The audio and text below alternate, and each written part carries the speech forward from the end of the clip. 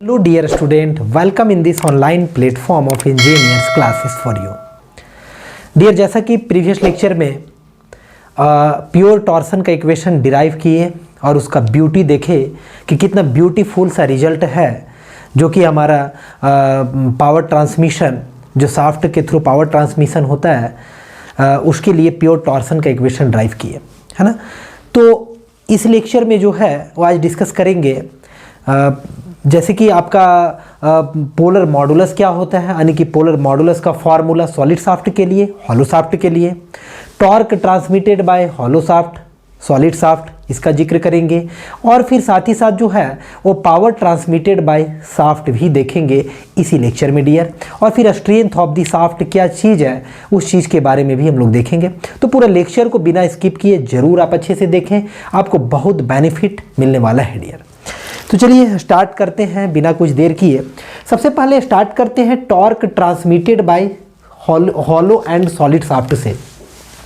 Torque transmitted by, है ना, torque transmitted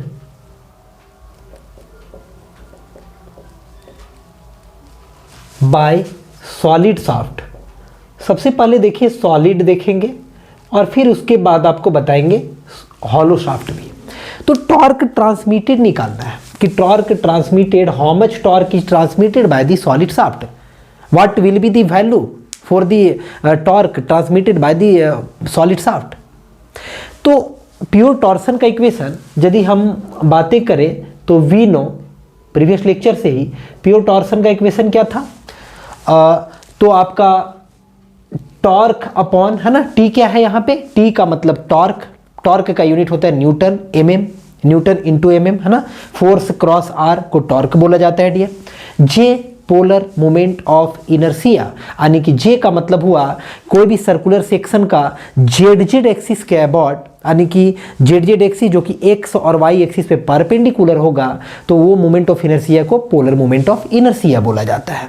उसी को बोलते हैं, जैसे ये शाफ्ट है ना, तो इस शाफ्ट का सेक्शन क्रॉस सेक्शन सर्कुलर हुआ, तो इस शाफ्ट का एक्सिस के about what will be the value of moment of inertia which is called the polar moment of inertia, उसी को कहेंगे polar moment of inertia.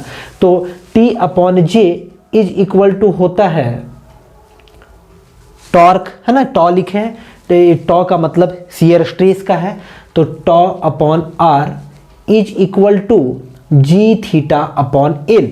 Notation के बारे में आपको इंट्रोड्यूस कराएं, प्रीवियस लेक्चर आप यदि नहीं देखे हो तो देखिए यहाँ पे या देख लीजिए, बाकी फिर से देखिए। टी टॉर्क है, J polar moment of inertia, tau जो है वो shear stress induced in the material of the shaft, R जो है radius of the shaft, shaft का रेडियस कितना है G, here G is your shear modulus which is also called modulus of rigidity, इसको shear modulus भी बोलते हैं, modulus of rigidity, it's unit is newton per M square, and G is equal to shear stress divided by shear strain. Theta is your twisting angle which is generally expressed in radian, theta twisting angle, और L जो है वो length of the shaft है, that's it. तो यहाँ से dear torque transmitted हमको निकालना है, कहने का मतलब ये हम यूज करेंगे इक्वेशन को, यहाँ से इतना को यूज करेंगे। तो देखिए यहाँ से आप निकाल सकते हैं torque is equal to, clearly आप निकाल सकते हैं टॉर्क इज इक्वल टू कितना होगा, टॉ जे अपॉन आर होगा डियर, है ना। अब देखिए टॉ को एज इट इज रहने देते हैं, जे जो है ना वो पोलर मोमेंट ऑफ इनर्शिया है, और जे का जो वैल्यू होता है वो होता है आई एक्स एक्स प्लस आई वाई वाई, और जे को ही बोलते हैं आई जेड जेड एक्सिस। तो यहाँ से आई एक्स एक्स और आई वाई वाई शाफ्ट के लिए बराबर होता है, इसीलिए ये होगा 2 times pi by 64 D to the power 4, यदि शाफ्ट का डायमीटर को ये मान ले, तो यहाँ से कितना हो जाएगा 32 हो जाएगा, यानी कि क्लियरली एक फेमस फॉर्मूला है pi by 32 D to the power 4 is the polar moment of inertia, एक फेमस है जो कि आपको जुबानी याद होना चाहिए बिल्कुल भी। वेरियस कॉम्पिटिटिव एग्जाम में डायरेक्टली क्वेश्चन आता है what will be the value of polar moment of inertia. तो यहाँ से देखिए इसका वैल्यू को पुट करेंगे, यानी कि pi by 32 diameter to the power 4 divided by R, R का मतलब रेडियस होगा, जैसे ये एक आपका शाफ्ट हो गया, सॉलिड शाफ्ट हो गया, तो this is your X X axis and this is your Y Y axis, then Z Z axis यहाँ से पास करेगा यानी ये होगा जेड जेड, यानी ये जो रोटेट करेगा ना डियर, ये जो रोटेट करेगा तो साफ्ट तो ऐसे ही रोटेट करेगा ना, किस एक्सिस के अबाउट कोई बोलेगा तो आप बोलेंगे कि जेड जेड एक्सिस के अबाउट रोटेट कर रहा है। जेड जेड ये साफ्ट का क्रॉस सेक्शन है, इसके अंदर साफ्ट होगा, ये साफ्ट का क्रॉस सेक्शन है, जेड जेड एक्सिस के अबाउट रोटेट कर रहा है, तो उसका पोलर मोमेंट ऑफ इनर्शिया इतना है जेड जेड के अबाउट। अब साफ्ट का डायमीटर डी है तो रेडियस ऑब्वियस है कि कितना होगा, d/2 होगा, d/2 रेडियस होगा। यहाँ से एक d कट जाएगा तो 3, यहाँ से ये कटेगा तो ये कितना बचेगा 16, यानी कि क्लियरली एक फेमस सा फॉर्मूला है T बराबर 16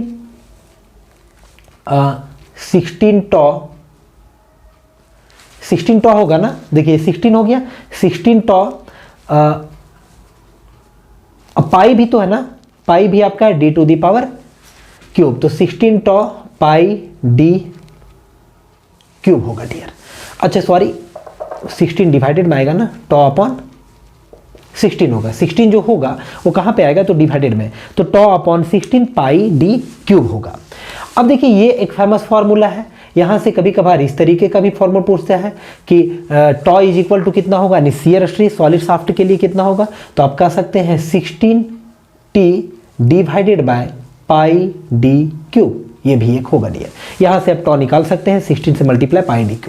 तो याद रखिएगा torque is equal to tau upon 16 या फिर सिंपली 1/16 टॉ पाई d³, ये पाई d³ ये होगा। तो अब ये एक फेमस सा फॉर्मूला है, चीज़ों को लर्न करके रखें, याद रखना है। अब जो है नेक्स्ट यदि हम सॉलिड शाफ्ट के लिए बात करेंगे, सॉरी हॉलो शाफ्ट के लिए बात करेंगे, हॉलो शाफ्ट जरा देखिए हॉलो शाफ्ट में क्या चेंजेज आएगा। हॉलो शाफ्ट होगा तो आपका एक हॉलो शाफ्ट बनाइए, देखिए सपोज कीजिए ये एक हॉलो शाफ्ट है, यहाँ पे एक हॉलो शाफ्ट है, तो हॉलो शाफ्ट में फिर से वही होगा, ये एक एक्स एक्सिस है और this is your Y axis and Z Z axis यहीं से पास करेगा मेरे प्यारे स्टूडेंट, है ना। अब इसका जो है वो एक डायमीटर जो है आपका, वो आपका लार्ज डायमीटर जो है वो इसका कितना है, कैपिटल डी है, सपोज कीजिए कैपिटल डी लार्ज डायमीटर है और स्मॉल डायमीटर जो है अंदर वाला वो कितना है, स्मॉल डी है। क्योंकि ये हॉलो शाफ्ट मटेरियल ये होगा, ये रेड से जो है इसकी है ना, ये मटेरियल होगा, हॉलो शाफ्ट है। तो हॉलो शाफ्ट के लिए जरा कितना होगा, जरा देखिए फॉर्मूला तो ये आपको पता चल गया कि कितना होगा, टॉर्क इज इक्वल टू ये फॉर्मूला होगा, torque is equal to tau J upon R. तो यहाँ पे आप लिख सकते हैं torque is equal to tau यहाँ पे shear stress J upon R. J का वैल्यू इसके लिए कितना होगा, तो यदि आप जे का वैल्यू आपको लर्न हो सॉलिड के लिए तो हॉलो के लिए बस माइनस करना है, तो टॉ होगा और जे का वैल्यू को लिखेंगे कितना होगा, pi by 32 capital D⁻⁴ minus small D⁻⁴ divided by R का वैल्यू याद रखेंगे, आर जब भी लेना है तो आउटर डायमीटर बाई 2, बाहर वाला डायमीटर का, ठीक है। तो आउटर डायमीटर बाई 2 यानी कि कैपिटल D/2 होगा। तो यहाँ से ये निकल करके कितना आएगा, टॉर्क इज इक्वल टू जो निकल करके आएगा फिर से वैसे ही 1 अपॉन कितना होगा, 16 होगा, 1/16। यहाँ से देखिए 16 टाइम्स से ये कटेगा, 1/16 होगा, टॉ होगा और फिर कितना होगा, तो capital D⁻⁴ minus small D⁻⁴ divided by capital D, ये नहीं कटेगा डियर, ये इतना होगा, ठीक है। चीज़ों को आप लर्न करके रखें, ये वैल्यू होगा, यानी ये this is for solid shaft, torque transmitted, how much torque transmitted by the solid shaft, तो इतना अमाउंट का होगा। यहाँ से आप चाहे तो टॉ का भी वैल्यू निकाल सकते हैं, रिवर्स इजीली निकाल सकते हैं, कोई दिक्कत नहीं, जैसा ऊपर किए। चलिए यहाँ तक तो दोनों सॉलिड शाफ्ट हॉलो शाफ्ट के लिए आपको समझ में आ गया। अब हम पावर ट्रांसमिटेड नेक्स्ट डिस्कस करने जा रहे हैं इसी लेक्चर में कि power transmitted by the solid shaft. चलिए इरोज करते हैं, power transmitted by the shaft, simply power transmitted by the shaft. Solid के लिए भी आप निकाल सकते हैं, हॉलो के लिए भी निकाल सकते हैं, सिंपली शाफ्ट के लिए आपको बता देंगे। टॉर्क का वैल्यू आपको मालूम हो गया, तो जिसका भी टॉर्क का वैल्यू आप पुट करेंगे उसके लिए पावर ट्रांसमिशन का वैल्यू निकल जाएगा। तो पावर ट्रांसमिटेड, ये सब चीज़ों को यहाँ से इरेज करते हैं, यहीं पे ऐड करते हैं dear, power transmitted by solid shaft नहीं, सिंपली शाफ्ट के लिए तो कोई भी शाफ्ट होगा ना तो उसके लिए पावर ट्रांसमिशन का एक फॉर्मूला है, उसको लर्न करके रखना है। जैसे कि पावर का मतलब क्या होगा, वाट या किलो वाट में होता है, इतना बात तो आप समझिए, यहाँ से आपको लर्न करने में इजी होगा, वाट या किलो वाट में होगा। और वाट या किलो वाट जो आता है ना डियर, वाट आएगा जूल पर सेकेंड से, है ना, और जूल जो होता है ना वो न्यूटन इंटू मीटर पर सेकेंड से होता है जूल, यानी न्यूटन मीटर पर सेकेंड को ही 1 वाट आप डिफाइन कर सकते हैं। एक ये बेसिक सा फंडा हुआ। तो यहाँ से जो है जैसे कि torque is equal to power is equal to, यदि आप लिखेंगे तो पावर इज इक्वल टू जो होगा वो होगा टॉर्क क्रॉस ओमेगा, यानी टॉर्क इंटू ओमेगा। जैसे देखिए पावर इज इक्वल टू आप लिखते हैं ना, पावर इज इक्वल टू यदि लीनियर के केस में लिखे तो रोटेशन का केस हुआ, ये रोटेशन हुआ चूंकि शाफ्ट क्या हो रहा है, रोटेट कर रहा है, शाफ्ट रोटेट कर रहा है, तभी तो टॉर्क का कॉन्सेप्ट आ रहा है। तो यहाँ पे जो होगा वो यदि आप सिंपली पावर लिखते हैं तो क्या लिखते हैं, सिंपली पावर आपको यदि बोला जाए, पावर ये शाफ्ट लिखा हुआ है ना, पावर तो क्या लिख सकते हैं आप, फोर्स इंटू भी लिख सकते हैं आप, फोर्स क्रॉस भी लिख सकते हैं डियर, क्योंकि देखिए यूनिट सेटिस्फाई कर रहा है, फोर्स का न्यूटन होगा और भी का होगा मीटर पर सेकेंड, तो न्यूटन मीटर जूल बन जाएगा, जूल पर सेकेंड वाट बन जाएगा। तो अब फोर्स जो है वो रिप्लेस होगा रोटेशनल मैकेनिक्स में, फोर्स टॉर्क में रिप्लेस होता है, और linear velocity angular velocity, here omega is the angular velocity. तो ये एकदम फॉर्मूला जुबानी आपको याद होना चाहिए। ओमेगा जो है ये ओमेगा आपका कुछ और नहीं है बल्कि एंगुलर वेलोसिटी है डियर, और एंगुलर वेलोसिटी का यूनिट होता है रेडियन पर सेकेंड होता है, रेडियन पर सेकेंड एंगुलर वेलोसिटी का यूनिट होता है। आप एक चीज़ और भी जानते हैं कि एंगुलर वेलोसिटी जो होता है ओमेगा और एन का रिलेशन होता है, और वो रिलेशन होता है 2 पाई एन अपॉन 60। हियर एन जो है आपका वो है आरपीएम में, आरपीएम का मतलब हुआ रिवोल्यूशन पर मिनट।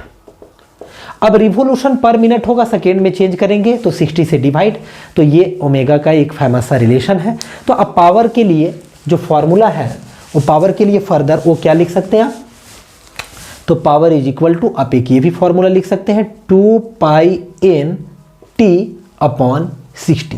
काफ़ी इंपॉर्टेंट फॉर्मूला फेमस भी है, पावर ट्रांसमिटेड बाय शाफ्ट। यदि आप सॉलिड शाफ्ट से पावर ट्रांसमिटेड निकालना चाहते हैं तो टॉर्क का वैल्यू सॉलिड के लिए पुट कीजिए, जो अभी हम निकाल चुके हैं, है ना, जो कि सॉलिड शाफ्ट के लिए क्या था 1/16 टॉ पाई डी क्यूब, है कि नहीं, अभी निकाले हैं। और फिर वैसे ही यदि आपको power transmitted bye hollow shaft तो टॉर्क का वैल्यू हॉलो शाफ्ट के लिए एन जो होगा आरपीएम होगा, क्योंकि शाफ्ट रोटेट करता रहेगा ड्यूरिंग पावर ट्रांसमिशन, तो आपके पास जरूर दिया हुआ रहेगा कि इतना आरपीएम से शाफ्ट हमारा रोटेट कर रहा है, तो वहाँ पे एन का वैल्यू को रखेंगे तो हो जाएगा। अब चलिए ये तो पावर ट्रांसमिटेड से रिलेटेड बातें हुआ। अब यहाँ पे एक और भी रिजल्ट निकालेंगे हम ना। प्रीवियस लेक्चर में जब प्योर बेंडिंग का इक्वेशन किए थे वहाँ पे सेक्शन मॉडुलस से रिलेटेड बात किए थे। यहाँ पे एक उसी टाइप का रिलेशन होगा और उसका नाम होगा पोलर मॉडुलस डियर। तो पोलर मॉडुलस का जिक्र करेंगे सॉलिड शाफ्ट के लिए पोलर मॉडुलस का वैल्यू और फॉर हॉलो शाफ्ट के लिए। चलिए नया सा टॉपिक है और ये है पोलर मॉड्यूलस। आप याद रखेंगे पोलर मॉडुलस को दिखाते हैं जेडपी से, और इसका एक और नाम है और वो बोल सकते हैं जैसे सेक्शन मॉडुलस बोलते थे ना, वैसे ही इसका नाम बोल सकते हैं टॉर्सनल सेक्शन मॉडुलस। इसका एक और नाम से जानते हैं टॉर्सनल सेक्शन मॉड्युलस। ठीक है, तो पोलर जैसे कि आप सेक्शन मॉडुलस को उसी से रिलेट करके आप चीज़ों को समझे तो बढ़िया रहेगा। जेडपी का वैल्यू हियर, जेडपी को डिफाइन किया गया यानी पोलर मॉडुलस को कैसे डिफाइन किया गया है, पोलर मोमेंट ऑफ इनर्शिया यानी कि जे अपॉन आर डियर। जैसे कि सेक्शन मॉडुलस को डिफाइन किया गया है आई अपॉन वाई, ऐसे ही पोलर मॉडुलस को डिफाइन किया गया है J upon R. Here J is your polar moment of inertia. तो यदि आपसे पूछा जाए कि पोलर मॉडुलस निकालिए फॉर सॉलिड शाफ्ट के लिए, कि एक सॉलिड शाफ्ट है उसके लिए निकालिए, तो आप इजीली बता सकते हैं जेडपी का वैल्यू सॉलिड शाफ्ट के लिए। कितना होगा जे का वैल्यू सॉलिड शाफ्ट के लिए। अब जे का वैल्यू जानते हैं कितना होता है, π/32 d टू द पावर 4, है ना। ये आपका जे का वैल्यू होता है π/32 d to the power 4 solid shaft के लिए। आर का वैल्यू रेडियस होगा डायमीटर बाई 2, तो ये जो आ जाएगा ZP4 सॉलिड शाफ्ट वो हाउ मच, तो π/16 d क्यूब, π/16 d क्यूब होगा डियर। तो याद रखेंगे इस फॉर्मूला को, π/16 d cube is the polar modulus value, is the polar modulus value.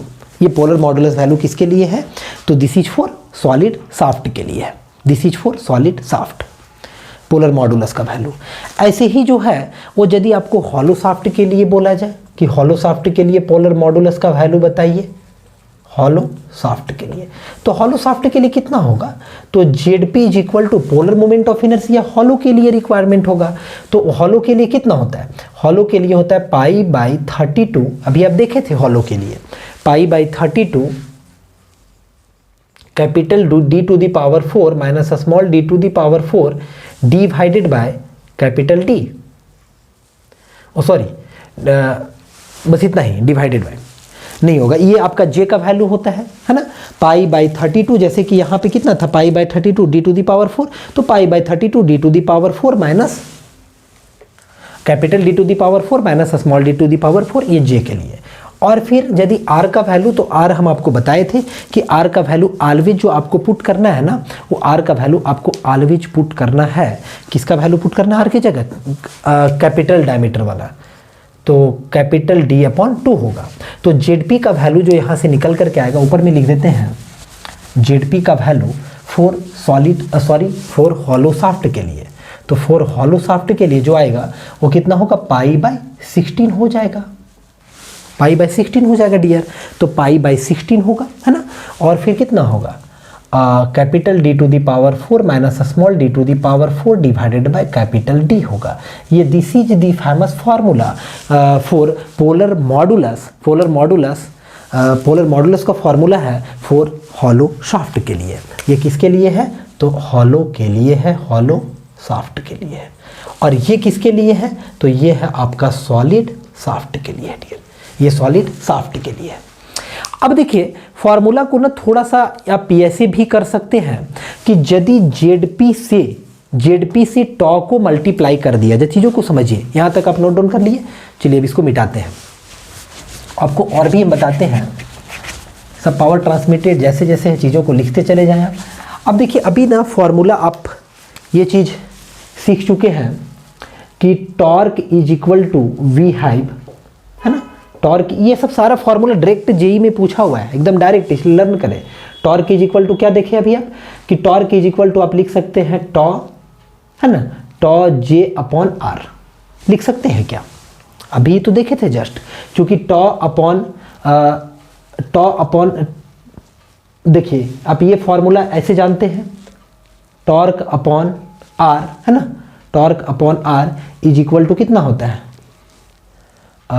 Sorry torque upon J is equal to tau upon R, इस तरह डियर, सॉरी, ठीक है। और इज इक्वल टू कितना होता है, G⁻/L भी होता है।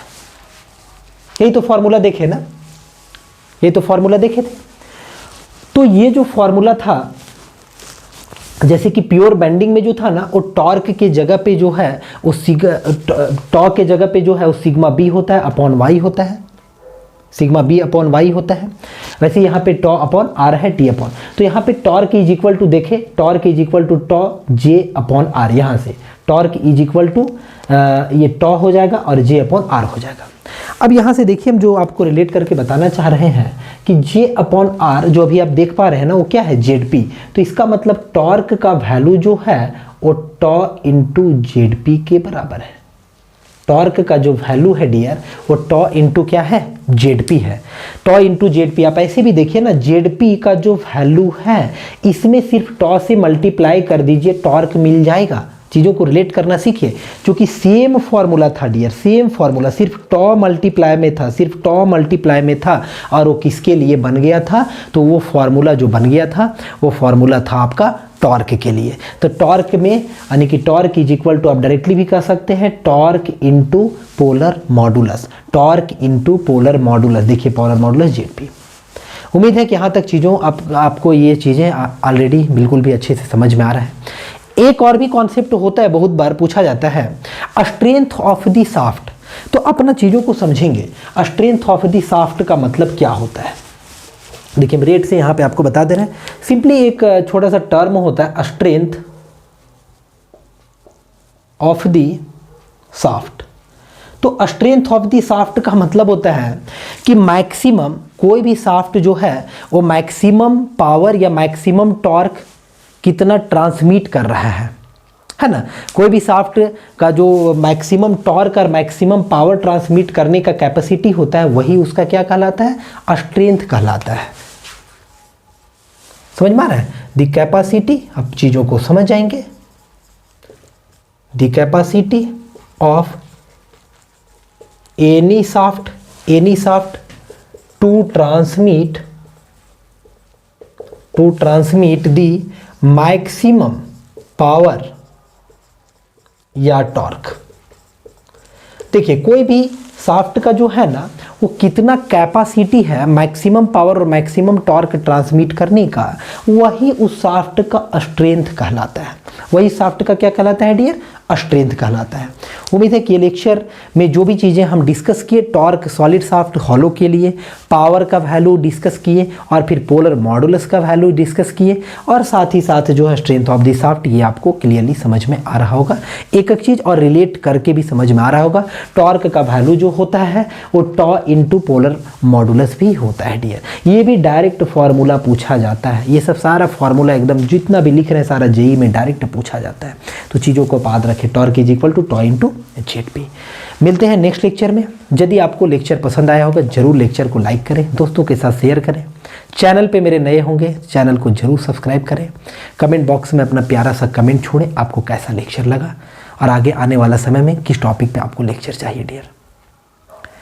सो dear, thank you for watching.